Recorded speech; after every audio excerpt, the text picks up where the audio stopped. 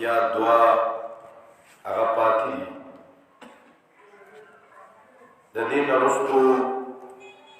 د رمضان المبارک میاشت وي او د دغه میاشت په تمامو میاشتو کې یو لوی نصیحت دی.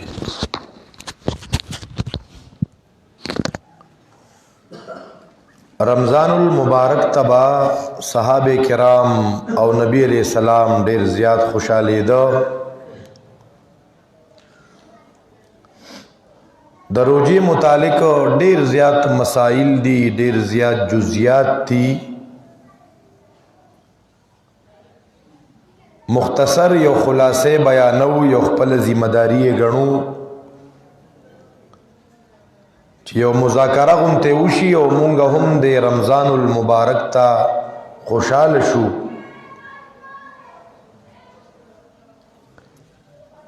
چې مونږ او تاسو ته الله تبارک وتعالى زندگی کې د برکتونو رحمتونو نه ډکه میاشت بیا را نصیب کله پته خو لګي نه، ځکه چې ورځ نیمه پاتې ده. انسان خو سات کې خي او سات کې بیا نه. روزه څه وایي؟ په مخصوص شرایط سره په مخصوص ایامو کې د خوراک سکاک نه منع کېدل دیتا روزه وایي. د طلوع فجر نه تر د غروب آفتاب پورې د سار راحتونه چې سبا ټیم داخل شو د دین راوالی تر د ماښام پورې خوراک سکاک او دارنګي د دین منع کېدل دیتا روزه وایي او دا صرف د ورځې.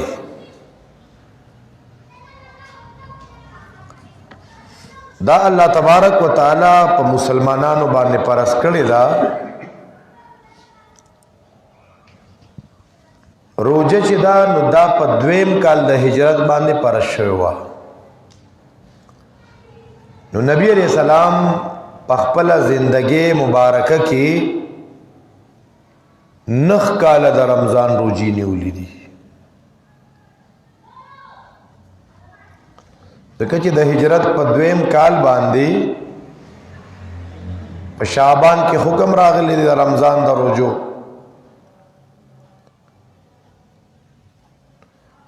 بیا دا روزه چې دانو په هر عبادت کې یو فلسفه څه حکمتونه او الله تبارک وتعالى په نومونو کې یو نوم دی حکیم. نو د الله هر حکم هغه کې خامخا حکمتي. د بعضو به مونږ ته علم وشي او د بعضو حکمتونو ته عقل نشي رسېدی. یو حکمت قرآن ذکر کړي، الله فرمایي یا ایها الذین آمنوا کتب علیکم الصیام کما کتب علی الذین من قبلکم لعلکم تتقون. اے مومنانو پتا سو روزه فرض شوی، فرض دخا خدا صد پارا فرض دی لعلکم تتقون،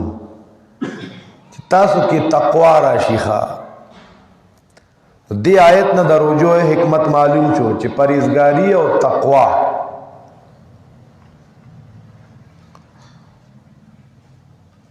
دارنګي دا روزه چې دنو د الله د نعمتونو د شکر یو وسیله ده.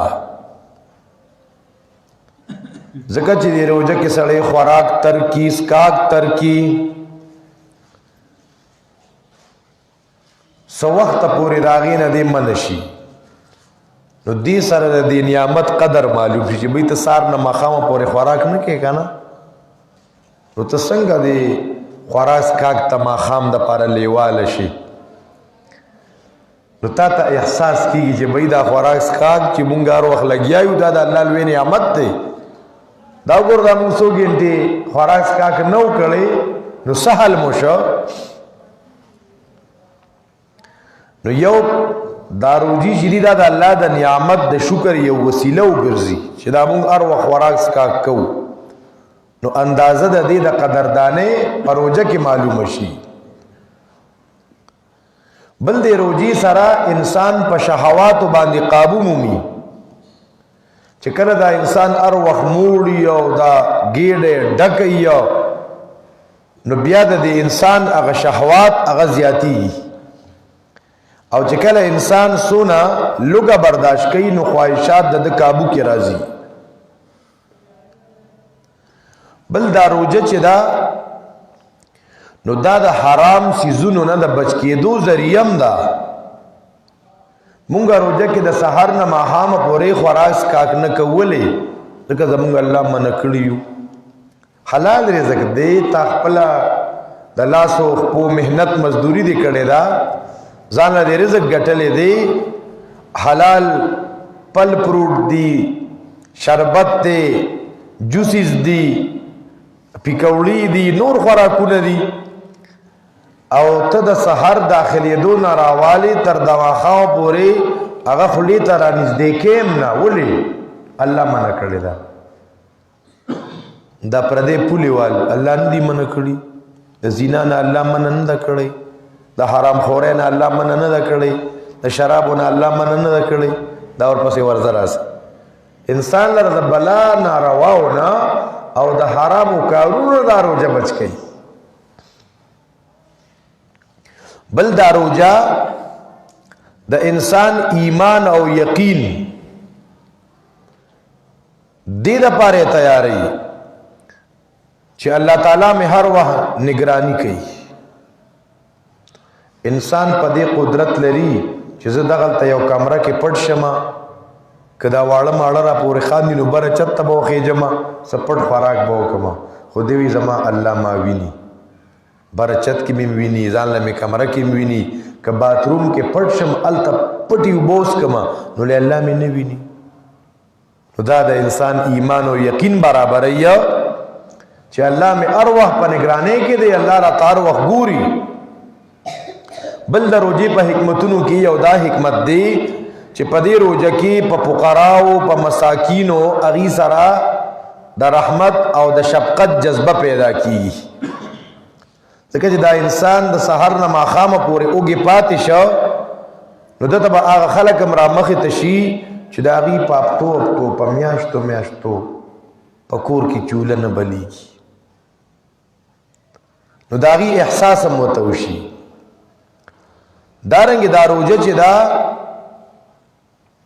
نو شیطان لرم کمزوري کوي د شیطان وسوسې کمزوري کوي د هغې د وجه نه انسان د ډېرو ګناهونو نه بچ پاتې شي او دا روجه په انسان کې د دنیایي خواهشاتو لذتونو د هغې نه زهد پیدا کوي. نو دا د روجې حکمتونه بل دا روجه چې دا نو د دې فواید ډېر زیات دي. یو فایده د روجې دا ده چې په خلکو کې دا یو شعور پیدا کېدل دي چې مونږ یو امت یو مونږ تمام مسلمانان الله راته حکم وکړ نو د سار داخلېدو سره به زمونږ روجه کېږي او د ماښام د بانګ سره د ماښام داخلېدو سره به روجه ماتوي هر مسلمان دا په تمامه دنیا کې هلکه د مسلمانانو روجه ده پرون حافظ صاحب په جمعه کې د روجې څه آداب بیان کړي وو که نه نو دارنګې تمام مسلمانان هلکه دا خو یو امت دی ګوره چې حکم ورته نه دی شوي نو خوراک څښاک نه کوي حکم ورته وشو ایٹ ټایم باندې بس روجه ماتوي دا یو امت دی. دویم پیدا دا ده د روجو چې احادیثو مبارکو کې راځي صومو تصحو تاسو روجي نیسئ په دې کې تاسو ته صحت ملاویږي یعنی روجه چې دا د انسان لره د بیمارو نه بچ کوي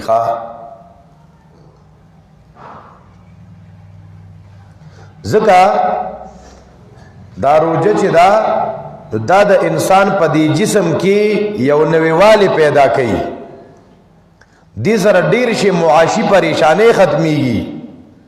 دې سره ډیر مرزونه کمیږي نو چې مرزونه کم شو نو دا ډاکټر پیسم کم شو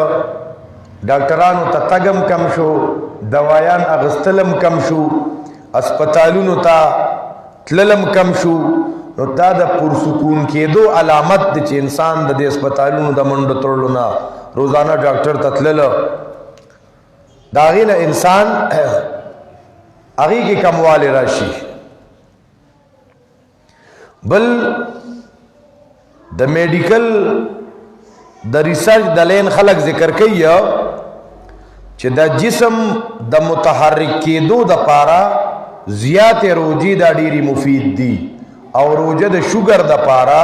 د زړه او د معدې د مریضانو د پاره ډیره مفیده ده او روجه انسان د ډیر مهلک بیمارو نه بچ کوي نظام انهضام ټیک کوي د معدې زاړه دردونه ختمي د معدې سوزش د جگر بیماری د بدهضمي موټاپا بلډ پریشر دارنګ د سینې بازي بیماری ځکه چې انسان روزه نیسي دې دا لوګه برداشت کوي نو چې په دې وینه کې کومې خرابې خلیي هغه په خپله دې لوګې سره ماتېده شروع شي نو د هغې په ځای نوي خلیي چې کوم دی جوړېدل شروع شي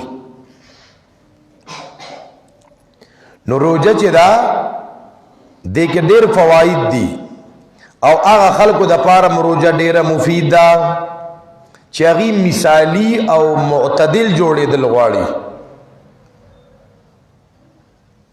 چې کم خلک روزه نیسي نو دې کې به الله صبر او سکون او تحمل پیدا کوي دې سره نفسانی بیماری هم کمیږي او د نورو جرمونو نه انسان بچ کیږي او د روزي فوایدو باندې خو میډیکل والا دومره لیکل کړي چې هغه خو په ګنټه کې خو بهرحال د احادیثو مبارکو کې د روزي متعلق سره راځي نبی علیہ الصلوۃ والسلام فرمایي زه ادو مانو مالا په خوب کې دوه تنه راله هغې زه د دواړو لاسونو نه ونیولم داسې یو غر طرف ته یې بوتلمه چې غر ته یې بوتلمه دی ما ته ویې راخیجه ما ورته زه خو طاقت نه لرم بیا راته ووایي دا تاله مونږ د دې اسانتیا راولو بیا زه وروختم د غر څوکې ته وختم هلته مې سخت قسمه اوازونه واورېده خطرناک اوازونه ما ورته ووایي دا کم خلک دي چې دونه پریشانو کې دي سخت اوازونه کوي دا د جهنم نه چغې راتلی نو دې ته ما وایي دا کم خلک دی چې دا دونه الټه پراته دي ځوړند دي دا مخونه په ځمکه باندې وو وینې ترابېدې ما وی دا څوک دي نو ما ته وویلی شو الذین یبترون قبل تحلة صومهما دی به روژه مخکې ماتوله ښه روژه ماتي نه مخکې به یې روژه ماتوله نو کوشش دا پکار دی چې روژه ماتې په ټیم باندې وکړي شي وروستو ګڼه حدیث هغه د بیانولو قابل دي څه به د ورځې د درس کې ورسره بیانوو چې نبی علیہ السلام فرمایي تاسو په افطاري کې تلوار کوئ خو دغه تلوار مطلب دا دی چې په خپل ټیم باندې ماته شي چې ډېر د ځانه ته زبرګ جوړی چې یو 10 منټه به خیر دی لیټ روژه ماته کما د دې نه نبی علیہ السلام منع فرمایلی ده او افطاري چې دی نو سحري هغه لیټ کوله په د ټیم بندېدو نه 15 منټه مخکې هغه خپل روژه بندول او چې څنګه ټیم داخل شو نو په دې کې 8 منټه 10 منټه صبر نه کوله بس چې کنفرم شو چې ټیم داخل شو نو بیا روژه ماتې کوله احادیثو مبارکو کې راځي نبی علیہ السلام یو پیر منبر ته وخته 3 پیرې آمین وې بیا صحابه کرام تپوس کوي نبی علیہ السلام ته جبرئیل راغلی و هغه څه دعاګانې وغوښتې سوالونه یې وکړه یو سوال یې دا وکړو چې د چا په مخ کې د پیغمبر نوم واغستی شي او دې درود نه وایي که نه دې تباه شي ما وی آمین دویم د چا په جون باندې د مور پلار کمزوري شو بوډاګان شو او د مور پلار خدمت ونه که دې تباه شي پیغمبر وی ما وی آمین او چې پچا د رمضان المبارک میاش رالا او د په دې کې مغفرت نشو دی بدل نشو څنګه مخ کېو هم حق شانته اوسم دی نو دې تباہ او برباد شي نو ما وی چې امین احادیث مبارکو کې راځي صيام جنتون دا روزه ډال لخوا انسان لره د جهنم د بچ کېدو نه ډال دی دارنګي ابو امامه رضی الله وی ما د الله د رسول نه تاسو کوم چې اې دا الله رسولا مال د یو عمل حکم وکړه نبی رسول الله علیک بالصوم فانه لا عدل له روجی نساء د دې برابر بل عبادت نشته دی د روجو ډیر زیات فضایل دي احادیث مبارکو کې راځي دا روزه با د روزدار د پار شفاعت کوي احادیث مبارکو کې راځي د روزدار د خلینا دا یو قسمه وګمه چې روزي کنه ګور الله تعالی د مشک او عنبر او زیاته محبوبه ده د روزدار د خلی هغه وګما دا روزدار به الله ته سونه محبوبي بل کله چې دا انسان روزه نیسی دی خوراک سکاک نه کوي ملائکم خوراک سکاک نه کوي نو دې د ملائکو مشابهت اختیاریه نو محترم مسلمانانو چې مونږ او تاسو د روزي ته خوشاله شو روزه دا ډیر مزیدار عبادت دی فواید ډیر زیات دي او د دې مسائل ډیر زیات دي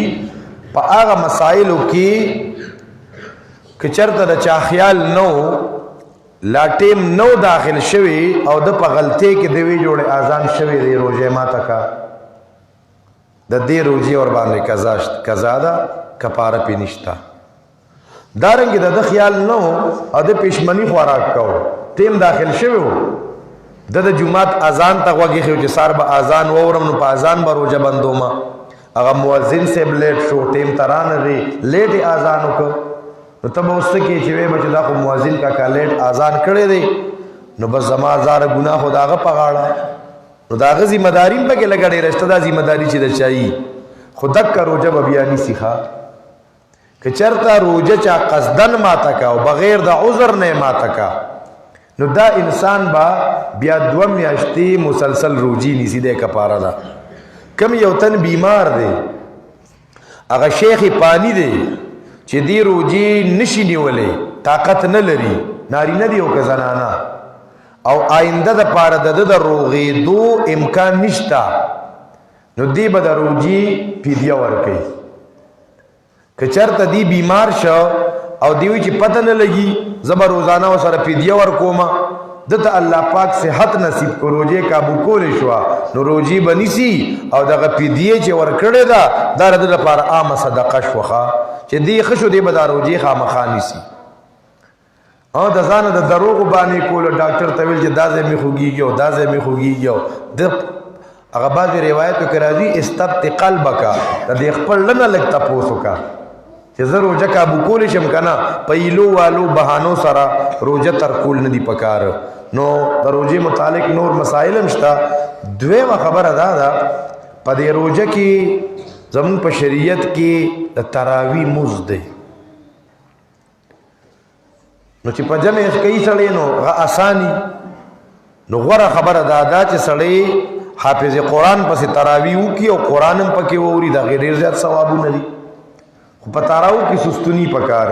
زمونږ ډېر مسلمانان دا ډومبې درې څلور پنځه ورځې چې ګره زمونږ جومات ډکي چې پنځه ورځې تېرې شي نو شاته یو سبت نه بیخي غیب شي نو چې لس ورځې روزې پوره کوو نو په لسمه ورځ باندې بیا زمونږ دوه درې څپه کم شوي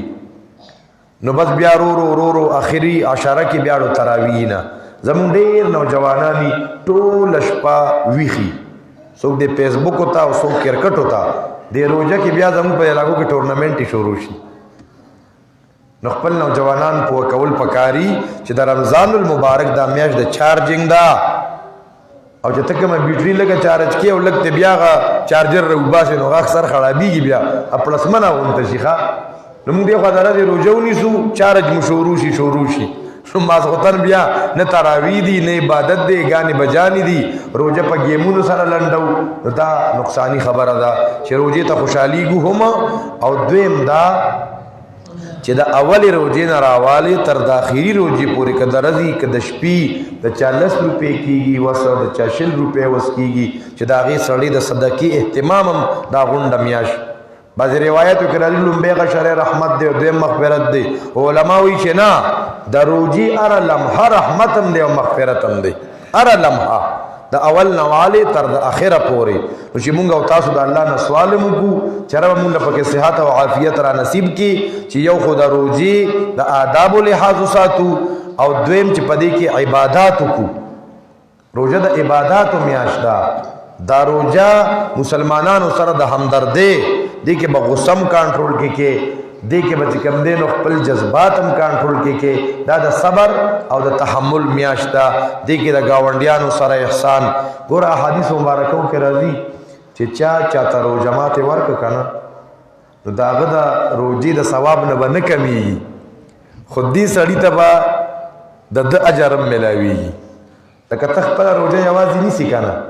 نو تا یو مسلمان ته یو ګوټ اوبه یو کجوره دا ورکه 10 کسانو ته دې ورکه چې 10 کسانو دغه کجوره باندې روزه ماته کا یا ستا په هغه اوبو یې روزه ماته کا ستا په عملنامه کې به د 11 روزهدارو ثواب لیکلی کېږي دا یو څونه بهترین چانس دی محترمو بل د روزې باره کې زموږ د پښتنو کې پخوا نه مشهوره وه چې په مالګه به روزه ماتو ناروا دي ښه په مالګه به روزه نه ماتئ په کجوره باندې روزه ماتول دا غوره عمل دی کجوره نه وه بیا په اوبو باندې روزه ماتوه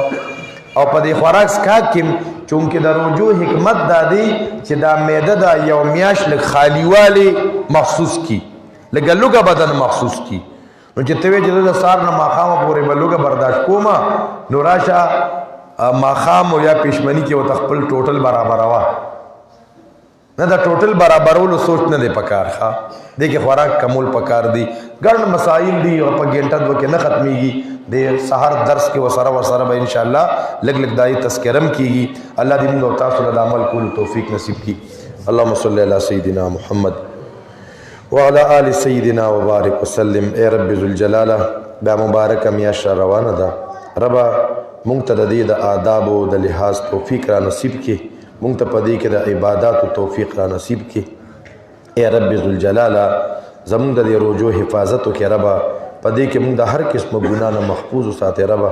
اے رب ذوالجلاله په دې کې مونږ ته د ډېرو عباداتو د تلاوتونو د نوافلو د تهجدو توفیق را نصیب کړي د صدقاتو توفیق را نصیب کړي ربه اے رب ذوالجلاله څونه مسلمانان دي که هغه غربا مساکین دي اے رب ذوالجلاله هغوی ته هم د خپل غیبي خزانو نه د رزق